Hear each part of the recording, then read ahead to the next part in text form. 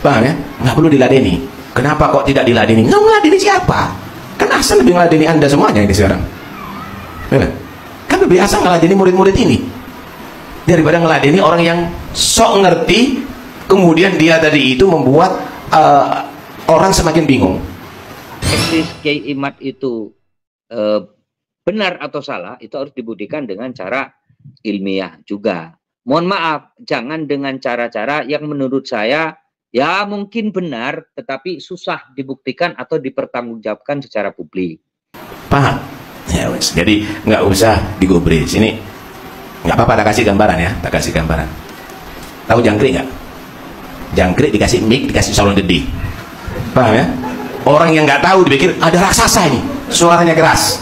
Tapi kalau orang sudah tahu suara itu, jangkrik itu cuma dipakai salon yang keras gitu loh. Paham ya? Nah begitu juga ada orang bukan bernilai, orang biasa pakai medsos jadi koyok seperti gede, seperti gede.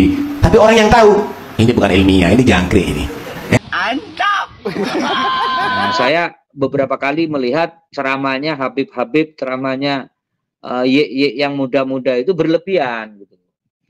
Ingin menegaskan bahwa dirinya keturunan Nabi, tapi dengan tidak cara ilmiah, dengan tidak cara mengungkap atau membuka kitab-kitab yang memang itu secara sejarah menulis itu semua. Tesis Kiai Imaduddin itu menjadi kebenaran, meskipun mungkin dianggap kontroversi. Nah, itu kan ilmu dasar itu, Pak Sugeng ya. Nah, karena itu saya beranggapan begitu. Selama tesis Kiai Imad itu tidak ada yang menyanggah dengan cara-cara yang ilmiah, tidak kemudian juga dengan cara-cara yang lewat kajian dan seterusnya, maka saya kira tesis Kiai Imad itu kita anggap benar. Dan semakin lama maka kebenaran itu semakin kuat. Makanya saya sering bilang, teman-teman Ba'alawi, teman-teman Habaib, kita ini bukan persoalan hormat atau tidak hormat ke Habaib atau ke Ba'alawi, Pak. Tapi maksud saya, karena ini menyangkut eksistensi beliau-beliau itu, ya maka harus dibuktikan dengan cara ilmiah, bukan membuktikan dengan cara yang lain, apalagi ngamuk-ngamuk, gitu.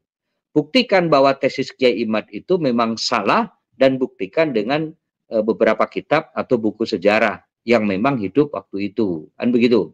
Nah, karena itu cara untuk memastikan bahwa kemudian tesis Kiai Imad itu benar atau salah, itu harus dibuktikan dengan cara ilmiah juga. Mohon maaf, jangan dengan cara-cara yang menurut saya ya mungkin benar, tetapi susah dibuktikan atau dipertanggungjawabkan secara publik. Nah, saya beberapa kali melihat ceramahnya Habib-Habib, ceramahnya yang muda-muda itu berlebihan gitu. Ingin menegaskan bahwa dirinya keturunan Nabi, tapi dengan tidak cara ilmiah, dengan tidak cara mengungkap atau membuka kitab-kitab yang memang itu secara sejarah menulis itu semua. Karena bagi saya, Pak Dr. Sugeng, sejarah itu ilmu pasti, Pak. Apalagi nasab itu ilmu pasti, Pak. Kalau pemikiran itu kan ilmu bebas, nggak perlu dibuktikan, nggak perlu pembenaran. Tapi kalau ilmu sejarah itu pasti, Pak. Karena kalau ilmu nasab itu apalagi pasti. Ilmu nasab itu bagian kecil dari ilmu sejarah. Dan mestinya teman-teman Habaib dan Ba'alawi coba membuktikan secara ilmiah apa betul ada kitab-kitab atau buku-buku sebelum abad ke-9, sebelum 550 tahun itu ada catatan dengan figur yang bernama Imam Ubaidillah. Karena sekali lagi keturunan Nabi, apalagi yang ke-10, ke-11 itu pasti sangat terkenal. Ya, sejarah itu kan banyak, Pak. Dan saya kira orang bisa mengkodifikasi atau bisa memberikan syarat sejarah seperti apa yang harus kita terima, kan begitu. Sejarah itu kan satu yang biasanya mendati data primer itu kan sejarah ditulis oleh pelakunya, kan begitu. Yang kedua, ada buku sejarah yang ditulis bukan pelaku tapi hidup sezamannya. Ada juga sejarah yang nulis bukan pelaku sezamannya atau bukan penulis zamannya, tapi juga sekian tahun tetapi kemudian data primernya kuat.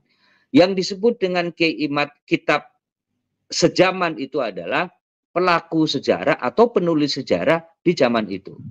Ahmad Isa Ar-Rum itu kan di abad 3, 2400 sekian lahirnya.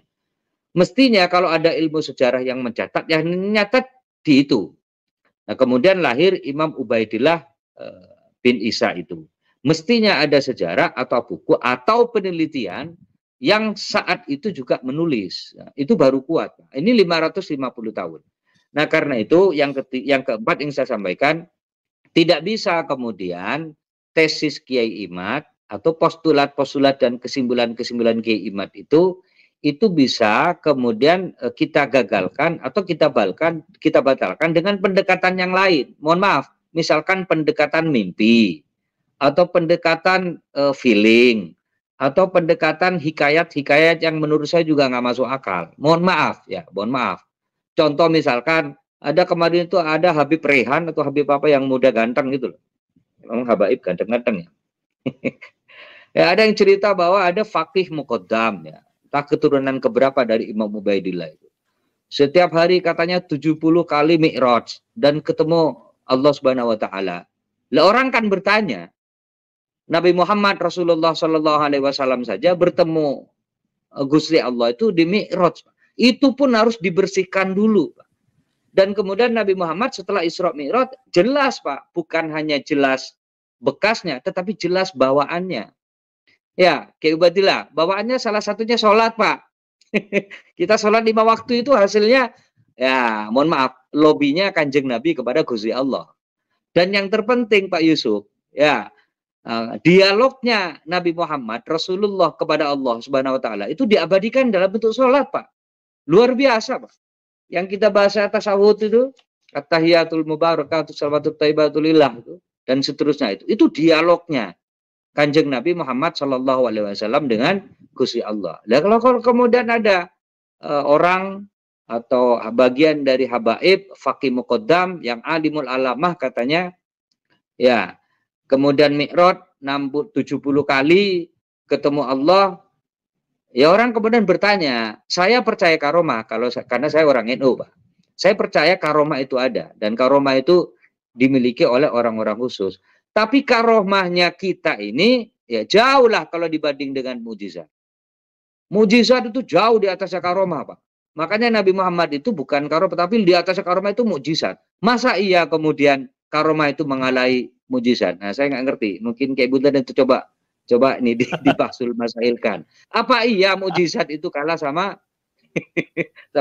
maksud saya cerita-cerita yang kayak begitu itu jangan dipakai terus karena itu tanda petik akan justru membodohi umat. Umat kemudian dijejelingkan.